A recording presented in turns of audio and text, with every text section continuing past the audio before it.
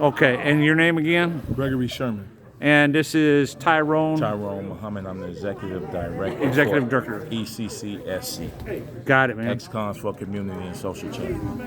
And these two gentlemen came with a bunch of their friends, about 25 or so people, to speak to the council today about what was going on with the possibility of Laquan McDonald being released, and also to support Nicole Lurie, whose husband died.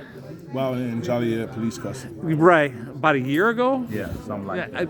I'd have to check the date to be exact, but approximately a year ago. And so I just want to ask a couple questions. I mean, you kind of gave us the gist of what you came down for. Can you give me a little background of what ECCSC is? So ECCSC is an organization led by... I'm moving in for the volume. Led by I'm trying founded not to... by ex-cons. Got it. And for what we do is violence prevention, conflict resolution, behavior modification, manhood training, and all the... I'm trying to... Yeah, so, and all the ancillary things that to repair the damage that was caused by the war on drugs and mass incarceration. Okay, and... I just had a thought and it just left me. Well, I've served 21 years in prison, and knowing that we grew tired of seeing the recidivism rate never being reduced. And we got tired of that, and we said, you know what, we're going to take personal responsibility for changing the lives of young men so that we can... Well, I think that's a very important thing, is we can't do it as an after-the-fact thing. We have to do it, we have to reach people, we have to move the paradigm.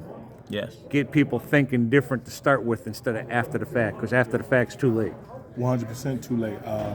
I just would like to reiterate that Joliet has a responsibility to the city of Chicago. Joliet has a responsibility to the state of Illinois. They have housed all black men and brown men that has ever been arrested. Joliet has housed them, similar to the plantation. When you go back from Old Joliet, 1858, Stateville, Northern Reception Center, this city has benefited off the death, destruction, and blight of black people since the 1800s.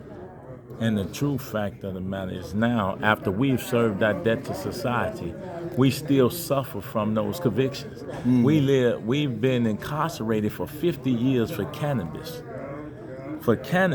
Now to hear that while in prison, we watched the governor pass legislation to make white men legal dope dealers.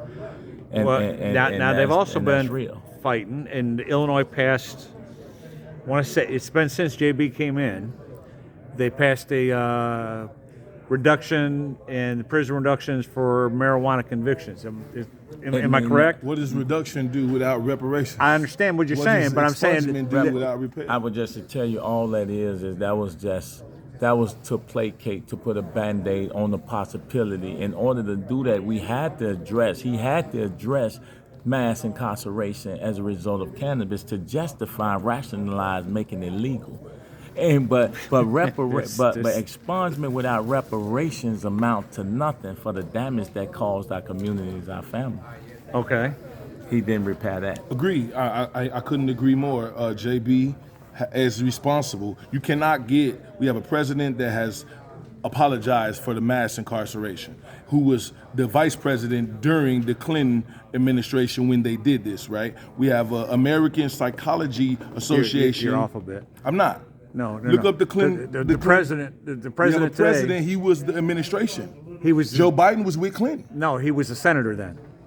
He was a vice president under Obama. Well said. He wrote in the bill. He was in the bill. Sir. Yes, he was. But, ushered in the bill. What he did say, he called us spoke predators. To it. Yes, he spoke to it. He spoke to it. I don't mean to correct you. I appreciate it. Thank you. But he called us predators. Yes. And so he called black men predators and drug dealers predators, and he spoke against. He has recently apologized. And he has. So now, what would you do with that apology?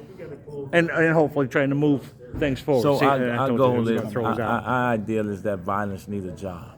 Mm-hmm. And they ran legalization of marijuana and the effort in the name of this will help create wealth and repair the damage that was caused by the war on drugs. We know that hasn't been the case. All right, we got to wrap it up. I served more jail time than I served more jail time for cannabis than Jason Van Dyke did for murdering a black man with 16 shots.